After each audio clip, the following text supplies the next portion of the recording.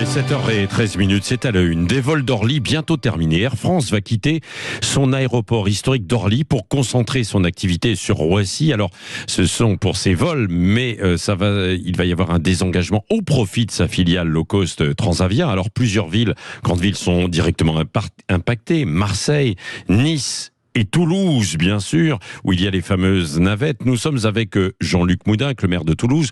Bonjour, monsieur le maire. Bonjour. Est-ce que donc il y a eu une concertation, ce sera remplacé ces vols d'Air France par Transavia? Concertation, non. Pour moi, concertation, ça veut dire on se réunit avant avec les élus concernés, des territoires concernés, puisqu'on a plusieurs villes en question, avec la compagnie, on discute, on a des données, on a des explications. Non, là, on a été informé 48 heures avant l'annonce officielle, et c'est en cela que, effectivement, on a été surpris et que nous sommes dans un sentiment très méfiant par rapport à tout ça, pour ne pas dire négatif. On comprend bien qu'il y a une baisse du trafic, une baisse considérable du nombre de passagers, donc on peut comprendre, simplement ça suffit pas. Il faut qu'on en parle, il faut qu'on réfléchisse. Ouais. Bon, après, il y aura toujours quand même des vols avec Transavia. En quoi ça pose un problème que ce ne soit plus Air France en tant que tel avec ses vols plus classiques?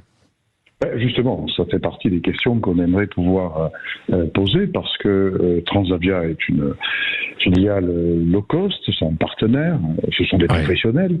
Moi, ce qui m'importe comme maire de Toulouse, c'est justement de dire, bon, si vous changez la méthode, si vous sous-traitez vos vols, aura-t-on la même qualité de service?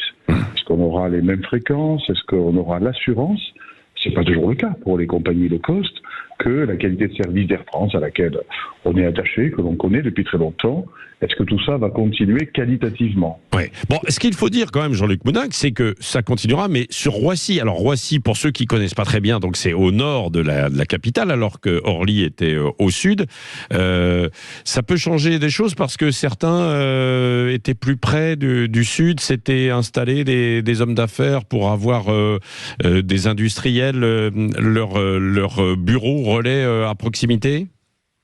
Écoutez, je pense que ça peut arranger certains géographiquement, mais ça peut être aussi perçu pour d'autres comme un éloignement. Et puis, il ne faut pas oublier une chose, c'est que dans moins d'un an, le métro va relier directement Orly au centre de Paris. Ça va être un plus considérable à l'heure où on parle de la transition énergétique. Le fait d'avoir une augmentation du nombre de passagers qui arrivent à Orly, qui basculent non pas vers le trafic automobile, mais vers les transports en commun, c'est quelque chose de vertueux. Donc il faut s'assurer que ceux qui voudront continuer à aller à Orly puissent le faire et bénéficier de ce service qui nous était promis et qui entrera effectivement en fonction à la mi-2024. Bon, parce que évidemment, pour Toulouse, pour venir à Paris et puis ensuite avec d'autres liaisons, on prend souvent et encore beaucoup l'avion parce que le TGV attend toujours la ligne grande vitesse Paris-Toulouse. Ça a pris beaucoup de retard.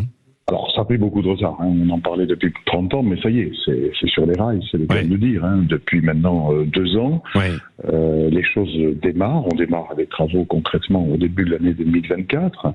Donc, ça a été un long chemin pour avoir la décision, pour avoir les crédits. Mais là, maintenant, tout le monde est d'accord, que ce soit les quelques 25 collectivités territoriales de Nouvelle-Aquitaine, d'Occitanie, de la région toulousaine et bordelaise, avec l'État. Donc, c'est bon. Simplement, c'est quoi, c'est horizon 2032. Mais voilà, 2032 pour avoir la ligne.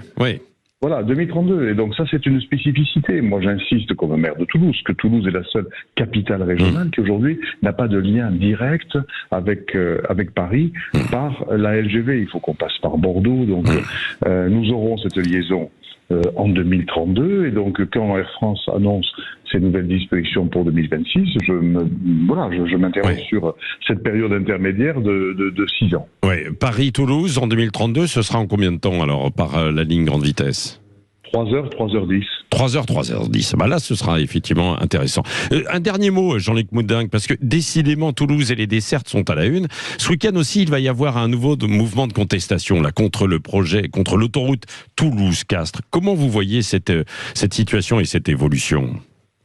Écoutez, c'est une contestation qui est virulente, qui est organisée par des gens qui ne sont pas du Tarn. C'est ça, moi, qui me choque beaucoup. C'est souvent des militants écologistes qui ne sont pas du coin, qui vont en quelque sorte expliquer à nos amis tarnais comment ils doivent vivre et se déplacer.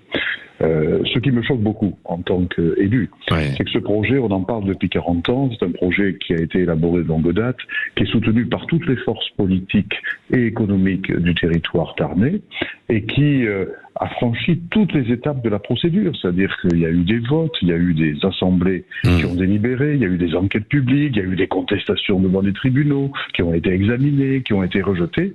Et au fond, ceux qui aujourd'hui mènent le combat contre ce projet, ce sont ceux qui ne reconnaissent pas le système démocratique, ou du moins les décisions que celui-ci engendre. Et puis, vous savez, j'entends beaucoup de discours sur le thème il ne faut pas des hyper-métropoles. Voilà quelque chose qui va permettre de conforter le développement en périphérie de Toulouse et non pas tout sur Toulouse.